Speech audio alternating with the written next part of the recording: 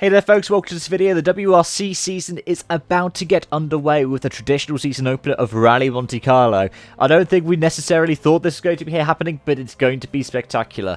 The route has changed a bit for this season, and in this video I'll be talking a little bit about that, and also the competitors that we're going to be seeing, not only in the main WRC category, but also in the likes of WRC2 and WRC3. Having a look at the itinerary, and there are a few surprises. Due to curfew, there have been changes in the start time, so the final stages will finish around 4 PM on a lot of days, because they have to make sure that they can get the rally cars back in time for something like a 6 PM curfew. In addition to that, we will not be having a shakedown. Instead, we'll be starting Thursday afternoon with stages 1 and 2. And in addition to this, no colder terrain due to environmental damage. We're going to see instead the likes of Briançonnet-Entrevaux as the power stage finale. It's going to be something that's a bit different, but it's going to be a new way of seeing some kinds of challenges in the WRC. Having a look at the entrance, and we will have 4 from Toyota, 4 from Hyundai, and 2 from M Sport in the top class of the WRC. The number 1 will be going to the hometown hero, Sébastien Ogier, who will also have Elfyn Evans and Kalle Rovanperä alongside him, with the 4th car going to Takamoto Katsuta. Of course, Evans and Ingrassia have picked up so many different wins in Monte Carlo in the past, and if they can win it this year, it will be with the 5th different manufacturer. They'll be going after that kind of record for sure. In addition to that, Evans finished 3rd last year, and Thierry Neuville in the 11 Hyundai will be looking to repeat the success of 12 months ago. A few changes at Hyundai though.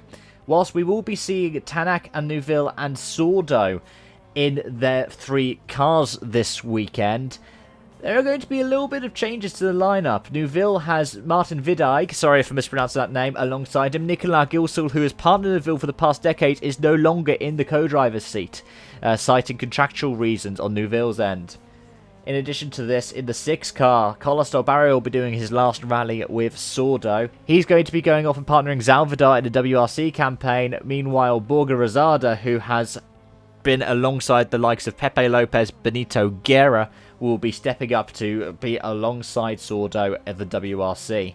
To round off the entries list, we will be having 2 M Sports. That will be their full-time driver, Gus Greensmith, and in the 2nd car, in a kind of car share idea, we've got Teemu Salonen. He's going to have Mikko Markkula alongside him after Jame Leitonen has returned to Toyota Gazoo Racing for the 2021 season. Seeing that partnership come back together, though, of Markkula and Salonen, that should breed some kind of success. And of course, how could we forget? Hyundai will be having their 4th car in 2C competition. Pierre-Louis Lube in the 7th car is going to be doing a full campaign. In addition to seeing a part-time campaign for Formeau, that means that in the final season of Sébastien Ogier doing WRC, we will be seeing 2 new French stars coming up through the ranks with the FFSA backing. That is awesome. And speaking of French backing and French competition, if we have a look at the supporting categories of the WRC, you'll be seeing that as well. In the WRC3, you have 3 Citroën C3 Rally 2s for Kierman, Russell and Bonato. And even if you look into the RGT, which we'll be doing around there, you've got the name Cedric Robert on the entry list. That's a blast from the past. However, if we're looking at who's going to be competitive in the RC2 categories, in WRC2, nominated for point scoring, you have the Ford of Adrien Formeau, you have the 2 Rally 2 Fabios prepared by Talksport of Balacha Wilkinson and Andreas Mikkelsen.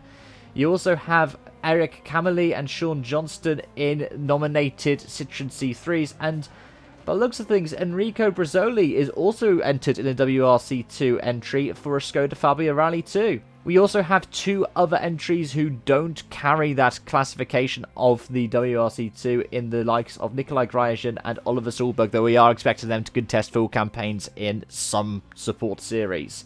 Elsewhere, not carrying that denomination, you also have the likes of Olivier Bury and Kevin Abring. But in WRC3, we've got all kinds of different entries, in addition to the ones I've already mentioned. You can see the likes of Tom Williams in a Fiesta Rally 2. He's done some events, not necessarily in WRC classification entries, but he could throw up some surprises. But let's think about what could happen. We're 12 months on from that massive accident for Ott Tanak. Will he be able to fight back? I think my personal predictions are we're going to see a similar top 3 to what we saw last year. Ogier, Evans and Neuville. Ogier, of course, being more comfortable with that Toyota. I reckon he's probably my contender for the win. But I would not rule out Elfyn Evans. I really want to see him become a World Rally Champion, personally. But also Thierry will be competitive out the block. The change of co-drive is not going to mean much to him there. And at the same time, his new co-driver, Vidijk, he's done experience with the likes of Craig Breen before, so he's kind of up to speed already. But anyways, let me know your thoughts in the comment section down below. Thank you so much for watching, and I hope to see you again soon. Bye-bye for now.